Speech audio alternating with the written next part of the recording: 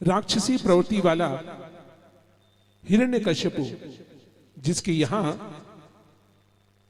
एक संत शिरोमणि का मानो जन्म हुआ है, और उस प्रहलाद ने पूरे कुल को तार दिया है, क्योंकि साक्षात नरसिंह भगवान भी प्रकट होने को बाधित हो गए और वहां पर आकर के उन्होंने भयानक स्वरूप को धारण किया।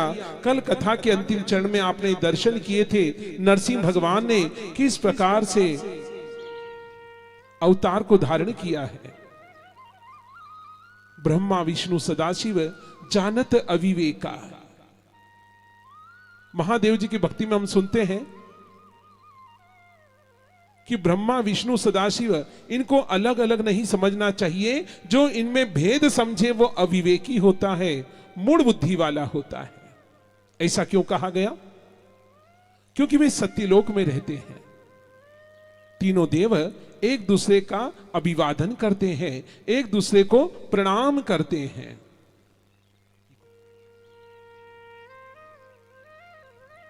और हम मृत्युलोक में इसलिए रहते हैं कि एक दूसरे की बातों को काटते हैं। उसने अगर कुछ कह दिया तो उसकी बात को काटना, उसको झुठलाना, यह हमारा एक स्वभाव बन चुका है। इसलिए हम इस मृत्युलोक में रह रहे हैं।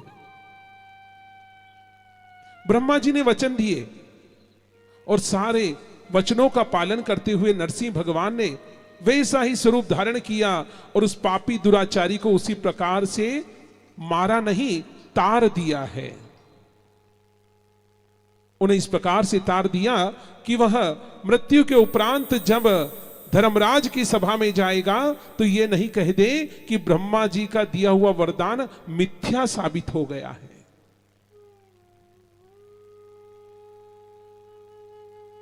क्रोध पाप का मूल है, अपना ही करे नुकसान, और जहां क्रोध वहां ना रहे दया धर्म और ज्ञान।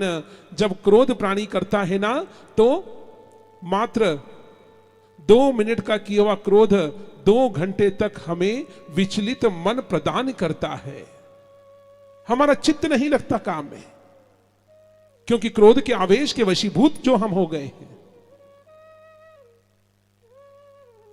तो आज नरसिंह भगवान ने उस पाप का अंत तो कर दिया, हिरण्यकश्यपु का उद्धार कर दिया, किंतु उसके बाद भी उनका क्रोध शांत नहीं होता। वे उसी प्रकार से वीर रूप में दिखाई दे रहे हैं। चहुं ओर तीनों लोग थर थर कांपने लगे।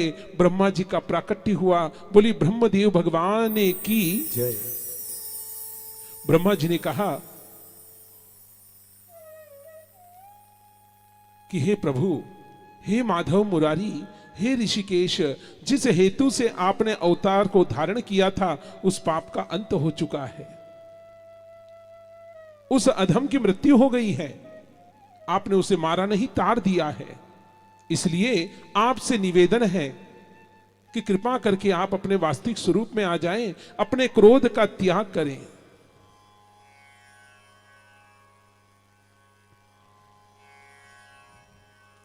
क्रोध का त्याग करें। इतना सुनते ही जब भगवान फिर भी अपने क्रोध का त्याग नहीं करते, तब माता लक्ष्मी को स्मृत किया गया और माता लक्ष्मी का जब आह्वान किया गया, माता प्रसन्न होकर के प्रकट हुई और कहने लगी कि हे ब्रह्मदेव, आपके चरणों में कोटि कोटि प्रणाम।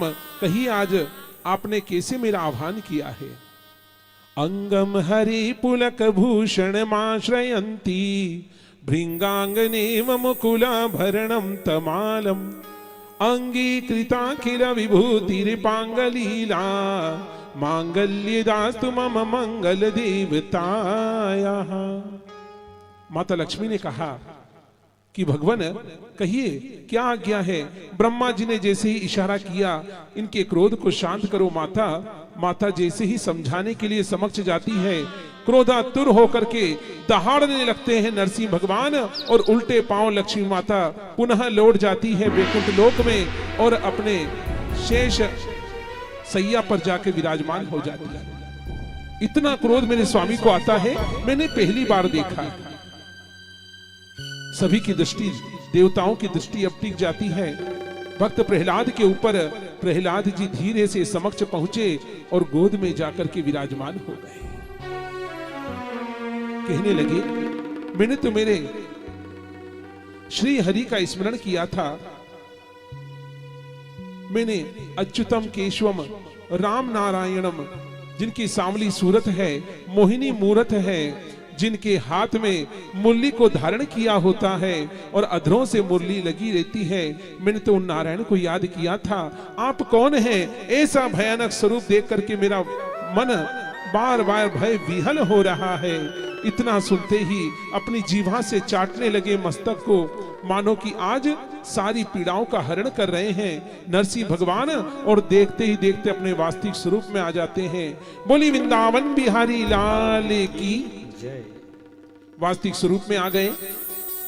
प्रेम पूर्वक कहने लगे कि हे प्रहलाद, बड़ा विलंब किया मैंने आने में, तुमने बहुत कष्ट भोगे हैं। तुम्हारे पिता ने तुम्हें अंधकूप में, अंधेर कुएं में धकेल दिया था और वहां भुजंगों के बीच तुम्हें छोड़ दिया था। कहा, प्रभु फिर भी तो आप आए थे।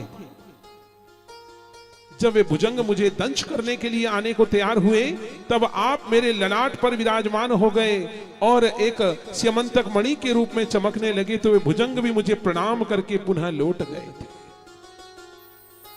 हे दीनानाथ, आप वही है ना, जब तेल से उकलते कड़ाओं के अंदर मुझे डाला गया, तब उसको हेम की भांति, बर्फ की भांति शीतलता प्रदान करने वाले हे नाथ, आप ही तो थे।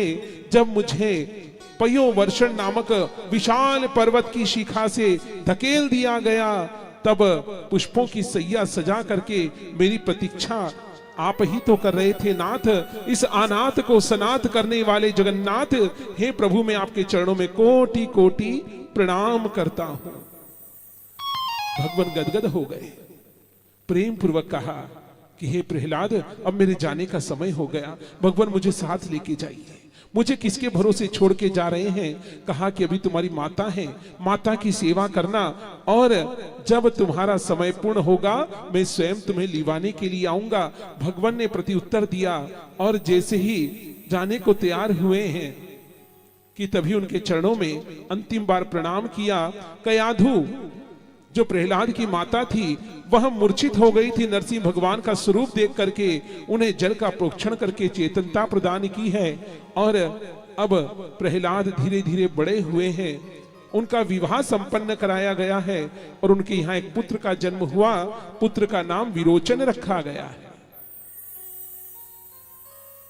उनका नाम विरोचन रखा, और विरोचन का जब विवाह संपन्न करवाया गया, तब उनके यहाँ एक पुत्र का जन्म हुआ जिसका नाम दैत्यराज बलि रखा गया है। इस प्रकार से उनकी वंश वृद्धि होती है।